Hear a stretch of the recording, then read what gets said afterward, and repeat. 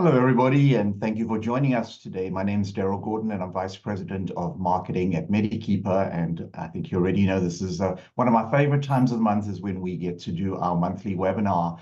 And I see a lot of people joining us today that are regular. So as always, thank you. The session today is being recorded and will be available afterwards on our website. So no reason to take any notes. If you'd like a copy of the presentation, just reach out to any of us and we'll be happy to share it to you afterwards. We're going to use that chat functionality that's right at the bottom of your screen today with our presenters. At any time, if you have any questions, submit it, and hopefully we'll get to those questions during the session, and if not, afterwards. And we're scheduled to run 25 minutes quite promptly today. Today's topic is to incentivize or not. That is the question, a very Shakespearean question over here. And we have two presenters today. And to introduce our guest speaker is Dr. Tyler Amell. He's the Chief Health and Strategy Officer at MediKeeper. Dr. Amell. Thank you very much, Daryl, and good morning, everyone. Thank you so much for taking time out of your busy schedules to join us here today.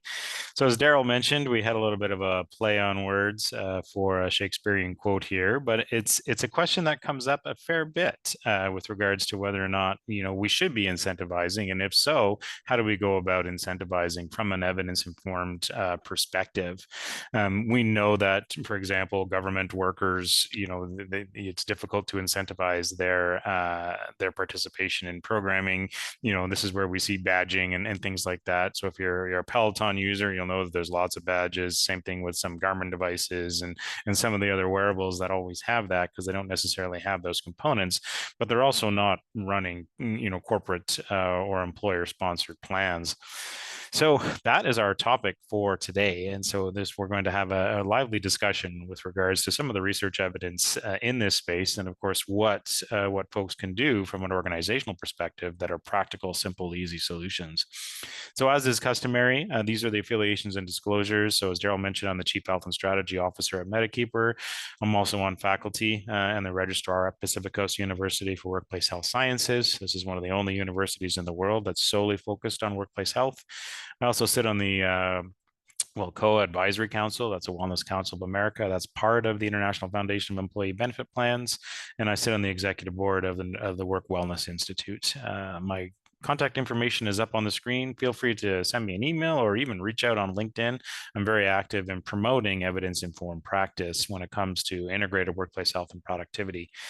So joining me today is Jordan Smith. He's the business development and partnerships lead at Tango, which is part of the Blackhawk Network. And his contact information is provided there. Jordan, do you want to say hi and good morning to everyone? Yeah, good morning, everyone. Dr. Mel, thank you so much for having me. And yeah, appreciate everybody hopping on and spending a little bit of their Wednesday morning with us to learn about health incentives. Yes, wonderful. So before we get to that, usually at this point in our webinars, we talk a little bit about some of my recent presentations that you may be interested in, as well as some upcoming ones. So from a MediKeeper perspective, Daryl and I did a very engaging and exciting and extremely well-attended session on GLP-1 agonist medications, basically deconstructing them, describing what they are, and answering the question whether or not it's all hype or are they truly revolutionary from a pharmaceutical intervention perspective. That's available as a webinar on demand on the MediKeeper website. We also did one on financial wellness and including it in your programming. And then, of course, today is the incentive question, to incentivize or not to incentivize. Coming up in September, I'll be speaking at the International Biennial Congress from the International Foundation of Disability Management. I'll be looking at comparing disability management standards and guidelines as we work towards a unified global strategy. As you know, I'm a huge fan of integrated workplace health, and of course, disability is something that occurs after our health promotion, our preventative efforts fail, and people get injured or ill, either on the job or off the job. And so we do have to have this as part of that component. There are a few other sessions I'll be giving in the meantime as well that we'll be adding later on. I'll also be giving a session at the International Foundation of Employee Benefit Plans Conference in San Antonio in November, and that will be how to prepare for a healthy retirement. We do have a couple of other webinars that are going to be tied to that one as well. And then one that I would highly encourage you to attend is the International Foundation of Employee Benefit Plans Health Benefit Benefits Conference, and that's in Clearwater, Florida in January, where I'll be giving the keynote on return on investment and value on investment of wellness programs. So very much an exciting slate coming up. And as I mentioned before, there's a few more to add into here as well. But today, the topic is incentives. So the questions that we'll be answering are, what are the typical types of incentives being offered in modern wellness programming, as well as why do incentives matter for your health programming? So I'll tackle this from a research perspective, and then we'll bring Jordan in to talk about practical solutions that are available to organizations today that can drive utilization and outcomes from a wellness programming perspective.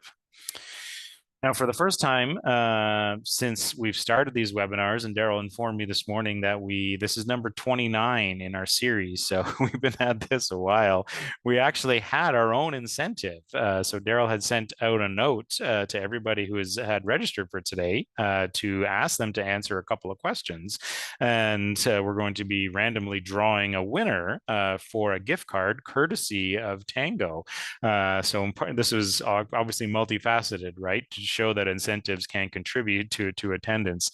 And so, not surprisingly, of the respondents who got back to Daryl, 87% offer incentives in the wellness programming solutions that they offer to their organizations, and only 13% don't. I expected around 80% incentivizing. I was hoping for a little bit more, and in fact, that's what we found. Now, the next logical question is, well, what are the types of incentives that we see? 15% of respondents indicated that cash awards are actually being given out.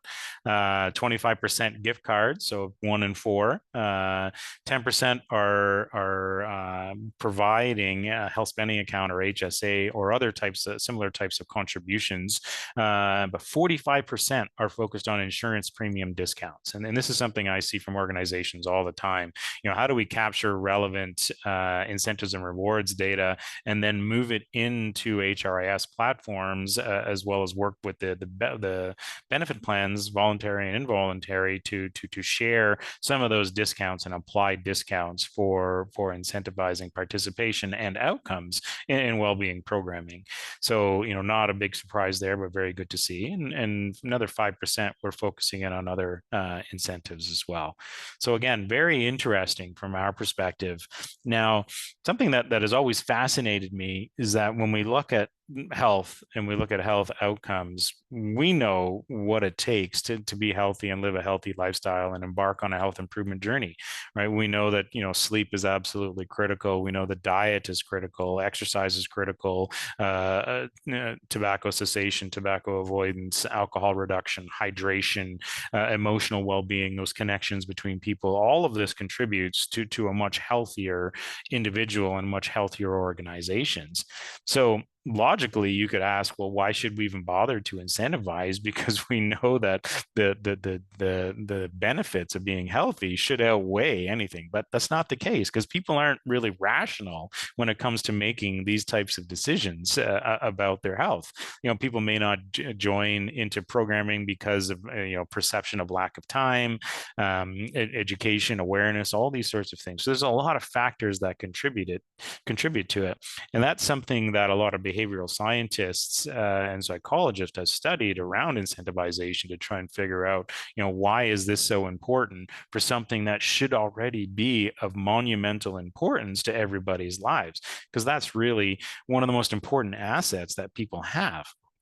So, let's expand on that a little bit more. This study was published in the American Journal of Health Promotion a couple of years ago. I reached out to my colleague, Barbara Zabawa, who's been on our webinar series before, and asked her for a reprint and some thoughts on this. So this is a study that her and her colleagues published. And what they did was they asked over 100 employees some specific questions. And one of the things that they found was that 63% of people participated in wellness programs that were incentivized because their employer offered a reward. But in a somewhat contradictory finding, 52% of the people said that they would participate even without a reward, which contradicts some of the other research that we have seen before. So, this could be a nuance with regards to this population. Obviously in science, we try to generalize results. There's cultural implications, there's benefit plan design, there's all of these things that contribute to success when it comes to wellness programming, outcomes, and of course, incentivization. But this is a very interesting study. Now, another interesting aspect of this study is that the income really didn't have that much of an impact on the results, other than the fact that people, if they're high income or lower income or middle income, everybody loves a gift card, a Starbucks gift card or something along those lines. And a colleague of mine at MediKeeper says this all the time, which is quite interesting. Now, where income did play into it is in the role of the employer or the organization in health. People with a higher income didn't necessarily believe that the employer had a huge role to play, whereas people in the lower income brackets actually believe that the employer should play a significant role in their health. Now, another aspect that's certainly of importance to us here today is tobacco cessation. So this study was published in Nicotine and Tobacco Research a couple of years ago. They looked at financial incentives contributing to smoking cessation outcomes. And not surprisingly, what they found is that people, when they were given a financial incentive, had better outcomes, more durable outcomes. So they were given $375 over the course of the year. This is a very tangible outcome. It's something that can be measured really well, not just by self-report, but by biometric tests as well. Simple swabs can determine whether or not people have been smoking. And so, these folks come out, quite boldly. And this is 600 people that were part of this study, and obviously supported the fact that not only did this programming result in smoking cessation, but when you kicked in and added in additional components, i.e. the financial incentives, they got better outcomes with more people quitting smoking. Now, if we change gears away from smoking and we move into weight loss, which is something that a lot of folks are interested in these days, if we look at the semaglutide and Ozempic and Wegovy and all the drugs and pharmaceuticals out there, this study was a randomized clinical trial. That's what RCT means, and this is looking at financial incentives to online group-based behavioral weight control programming. So basically, they offered up weight control programming with and without a financial incentive. And again, not surprisingly, the outcomes were heavily in favor of a financial incentive. So if everybody lost weight participating in the study, but those who participated in the weight control programming that had the financial incentive actually lost more weight than those who did not. So again, very compelling evidence here. Now, in science, we tend to not necessarily look at one study by itself, but we look at multiple studies. So this study was published in Preventative Medicine a couple of years ago. This one is a meta-analysis and systematic review. So basically, this is a study of studies. So, again, we don't just want to look at one outcome. We want to look at a whole bunch of outcomes. So they looked at 35 studies that were published on incentives in relation to health promotion and population health programming, and found, again, not surprisingly, that there's good quality outcomes here. These sort of things work and they contribute to a lot of different things. So the incentives, which are all based upon behavioral economics, are a very promising strategy to improve evidence-based program reach and retention. So not only do we get more people to enroll, but we get better outcomes over time.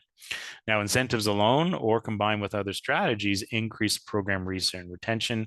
And basically, from a future research perspective, we should focus on better understanding and justification of these designs in different contexts. So that's quite important for us, simply because there are so many moving parts within every employee benefit plan that in order to assess the efficacy, we have to look at lots of different outcomes.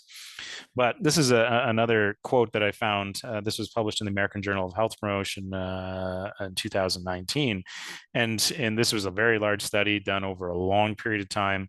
And essentially what the authors concluded was that integrating financial incentive into the health plan premium and the outreach associated with doing so is probably the most important factor in motivating such a large portion. Again, this is a very big group studied over a long period of time. In this case, 69% of eligible employees participated in the programming. So again, very good, solid vote of confidence there. So with that being said, hopefully we've convinced you that incentives are definitely something that should be looked at. There's definite research to support them, but how can we move this into a practical application perspective? What options are available? And so we brought in Jordan Smith from Tango to talk about that. So Jordan, why don't you give a high level overview of some of the practical solutions that organizations can take when it comes to incentivizing and including incentives in their wellness programming?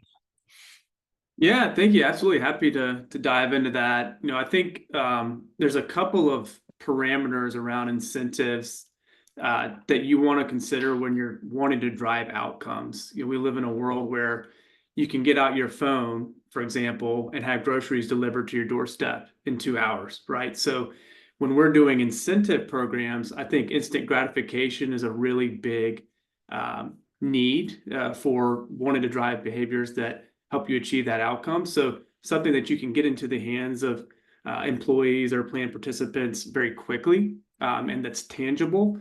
Also something that's personalized. So giving, plan participants or someone who's participating in a wellness program choice, as opposed to forcing one option on them is super critical, right? So whether that is the ability to, have an HSA contribution, which is great, or a premium discount. Well, what if I do want a $500 gift card or some kind of compensation? The other piece of that is, time. If I'm an employer, I know personally when my company allows me the option to take a day off because of a, participation in a wellness challenge and go take a day to, enjoy for yourself and your mental health and reset. That's a great perk and incentive, right? So that's going to really motivate me to, participate in that program. And then the other, we do see a lot of companies that opt for swag and merchandise. And what I would say about that is I've got Tango merch or swag on right now, but I don't know if that's an incentive, right? I love my swag. I think it's a fantastic, branding opportunity for companies, but also just helps me, feel included within the company. But I don't know if it's going to incentivize me to do some certain kind of behavior, right? So I think that's something that we want to kind of use as just a thank you, an appreciation, a recognition, but not really an incentive.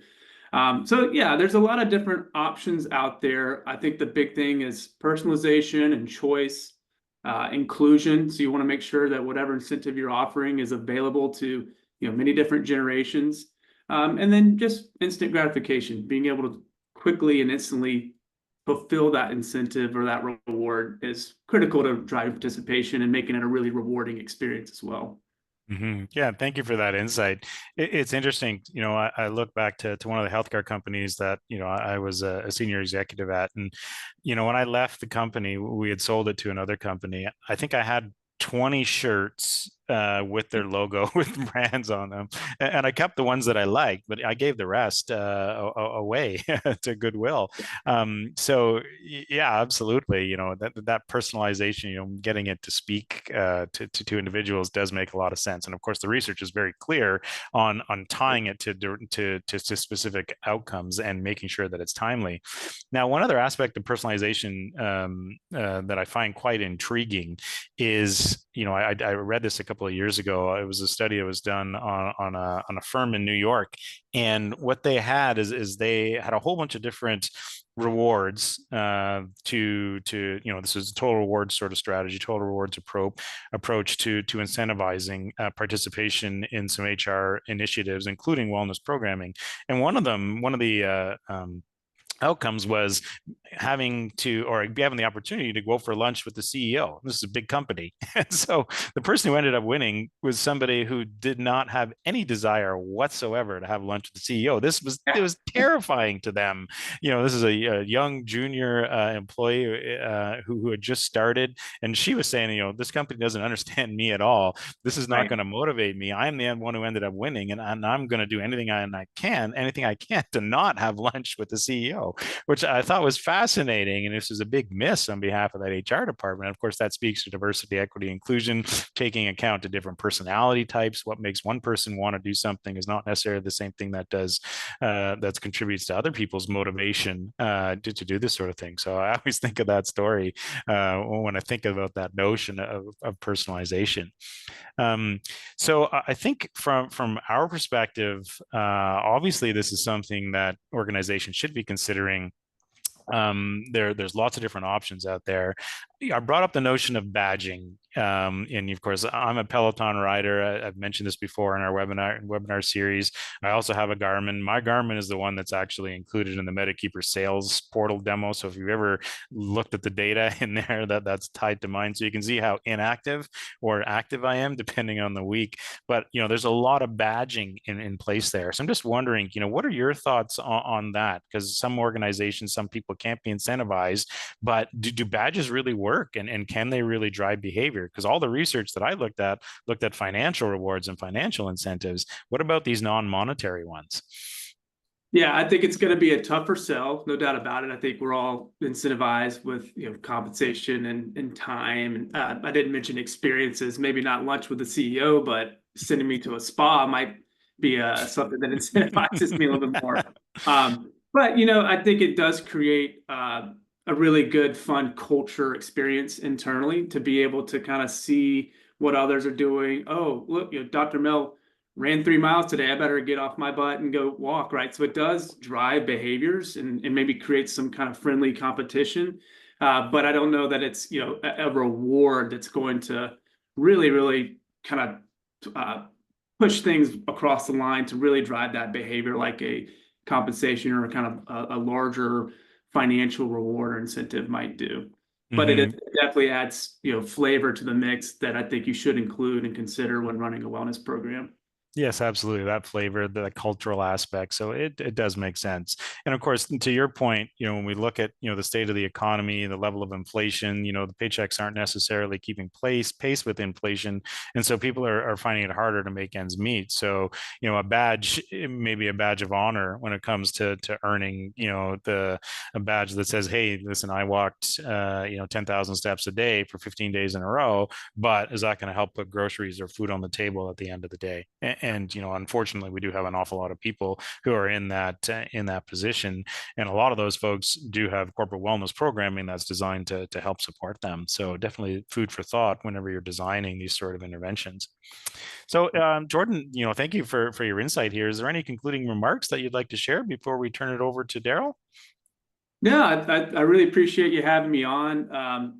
The one thought I was having is thinking about as an employer, giving my employee an experience or reward that they can share with their family rather than spending time with lunch with the CEO, or I've seen happy hours with colleagues. Love my colleagues, but if you could provide me some kind of incentive that my whole family gets to enjoy, and I could say, how cool is this? We're having dinner or a movie night, whatever. As a family, thanks to my employer or my healthcare provider, that goes a long way, and it adds that sentimental value that's really going to stick with individuals and make them more likely to participate in the future. Excellent. Yes, very good point. And we know that when people embark on a health improvement journey, having the support of family and friends is critical to their success. Nobody's an island. Nobody does this in isolation. It's a heck of a lot easier to achieve your health and wellness and well-being goals if you've got people rooting for you, and in fact going down that journey, down that path with you as well. So thanks again, Jordan. We definitely appreciate it, and of course we appreciate the $50 gift card that Daryl is going to talk about next as we transition over to him. So thank you once again. Yeah, thank you so much. Dr. Amell and Jordan, it was absolutely fascinating sitting here and being the fly on the wall and seeing you discuss this. And I suspect, again, this is another example that the 25 minutes wasn't nearly enough for us to fully cover all the topics. So thank you so much for your time presenting the content.